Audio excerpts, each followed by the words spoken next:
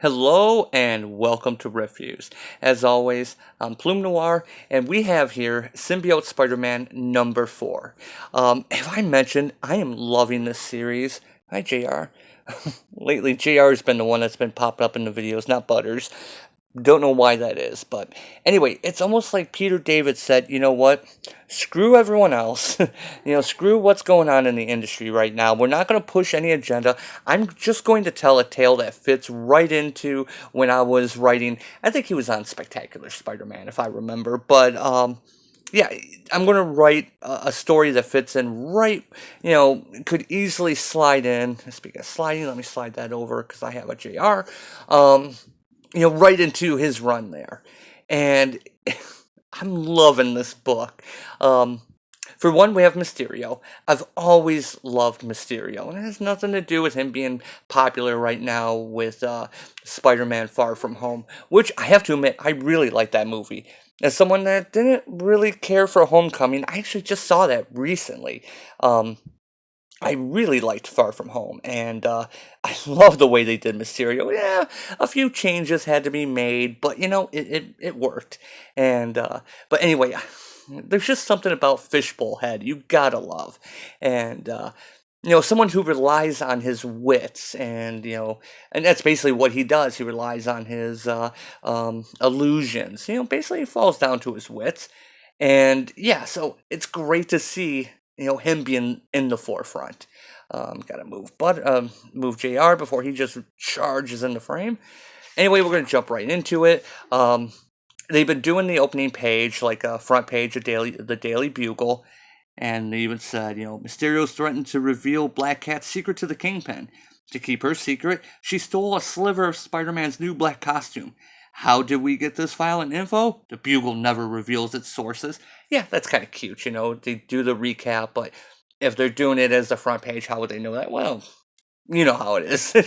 It was actually one of those front pages I actually kind of enjoyed. So, Black Cat meets up with Mysterio. As you know, in the previous issue, she cut off a little sliver of the black costume, and it grew back in front of her and freaked her out. So, she's doing this to get the file that Quentin Beck has on her, working with the Kingpin, so that Spider-Man, won't find out. Otherwise, if she didn't get him the sample, he would give the file to Spider-Man. So when she asks for the file, he says, "No, that wasn't our deal. I just said I wouldn't give it to Spider-Man." So she says, "I hate you. You better hope that you never cross a Black Cat's path again." Ugh. And, he points out that in England that would be good luck. So go to London. So yeah. So he goes to his buddy that's working with the Kingpin, but not before it's shown that the black suit is ticked. It's enveloped Peter, and Peter is still sleeping right now. And this was something that happened back in the series before they really were going to go into the whole Venom thing. When it was revealed that the suit was alive, it would take Peter's body out for night swinging and doing stuff. So they go to the Kingpin's place, to his buddy at the lab, to analyze, and it breaks free of its container, the little jar that the Black Cat had it in, but it's still sealed in this dome. And they're trying to figure out what it is, and when his buddy gets called to the Kingpin, Mysterio is talking to the suit, basically the little sliver. What are you? A synthetic organism, perhaps? And he gets a tap on his shoulder, and Spider-Man just nails him. Now remember, this is basically remote-controlled Spider-Man being controlled by the suit. And when that happened, he was aggressive, didn't make jokes. It was just basically the suit was in control. And so, yeah, and the suit is mad because it had a sliver of it cut off. So it makes sense the suit was able to follow the piece of it and track it down. So the guards hear stuff, and that's when it's hard to say symbiote Spider-Man. The symbiote frees the little sliver that got cut off, and when it reaches for it, it takes off. Now this is the interesting part. It does not want to rejoin with its host, And again, where this fits in to continuity, this would, if this happened at the time, this would all be like mind-blowingly new. So it's still pretty enjoyable. So the guards threaten Spider-Man. He takes them out. Um, and then that's when Fisk shows up. And Spider-Man, symbiote Spider-Man, just takes off. But he still has Quentin. So he takes Quentin downstairs and starts trying to rough him up. And that's when the little sliver bonds with Mysterio. And, he's asking for help. And even the Kingpin sarcastically, like, what exactly? Owen, the scientist friend of Quentin Peck's, I'm open to suggestions. I've got nothing. And once it envelops him, he breaks out of his bonds. And yeah, we get this great shot, kind of reverse colors, and then symbiote eyes instead of the Mysterio eyes, reforms the dome. And he says, that he could disappear, but that wouldn't be sporting now, would it? So yeah, it's not full black on. Maybe it's because it is just the sliver of the symbiote, but it does, if you notice, kind of reverse the colors. And it's mostly black with the tinges of green. And then he gives, I wouldn't say he gives a beatdown, but he just picks up the Kingpin, explaining what a Kingpin is in bowling, and just throws him into his guards and makes him the escape. So yeah, I'm gonna stop it right here. I just went through this so quickly. It's a good read. It's a quick read, but it's good. Kingpin wants to know what the suit is, and the entire time, Owen is pretending he doesn't know who Quentin Beck is. He has no idea why Mysterio would be in the Kingpin's lab. Kingpin, you get the impression, is not buying it, so he whacks Owen, to find out, what is the deal with the suit. And yeah, then we have Mysterio musing at the sunrise. He doesn't get to see it enough, and he, pledges he's going to have to hunt down Spider-Man. He needs the rest of the suit. He needs the rest of the power. And of course, we have in the morning, Peter had no idea that his body was taken out for a ride because that's what happened.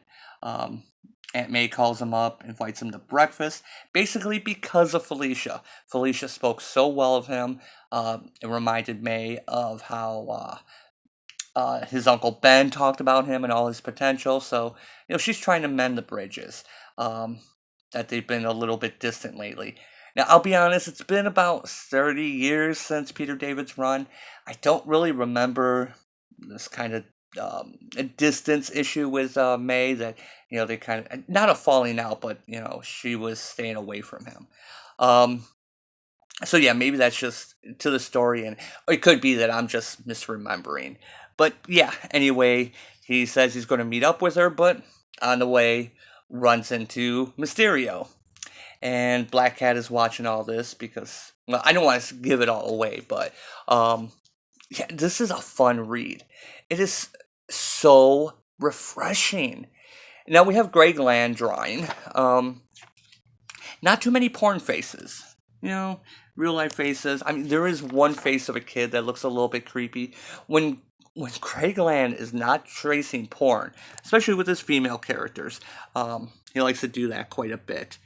There's one coloring part here where her lips, it's supposed to be the light coming off on the side here, but it actually just makes it look like her lip ends there before the side of her face. Kind of makes her face look a little deformed. Not really Greg Land's fault, but yeah, the art in there is good. Yeah, like I said, it's when Greg Land is not drawing porn. How many more times can I say porn? He's a really good artist, and I love him, doing black suited Spider-Man.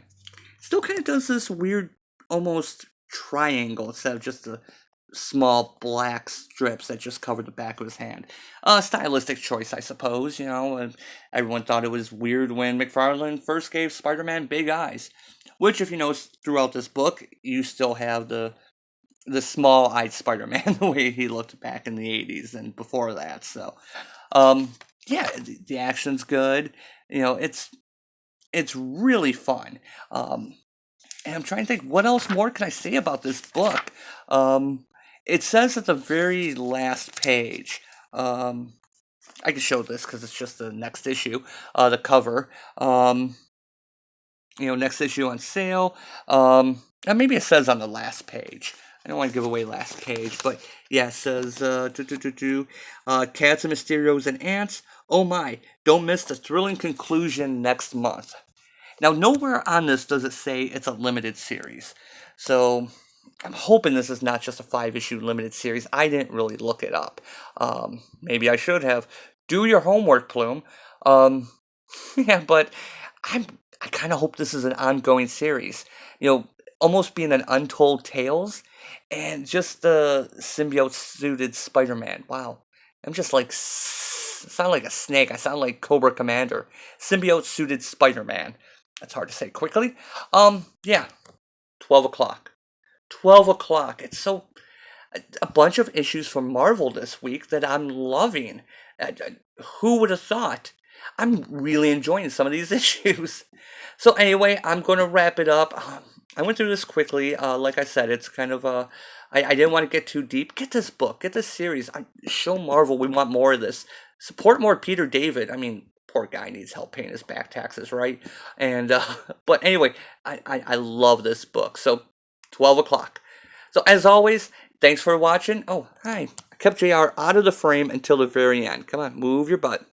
So as always, thanks for watching, and I will see you next time.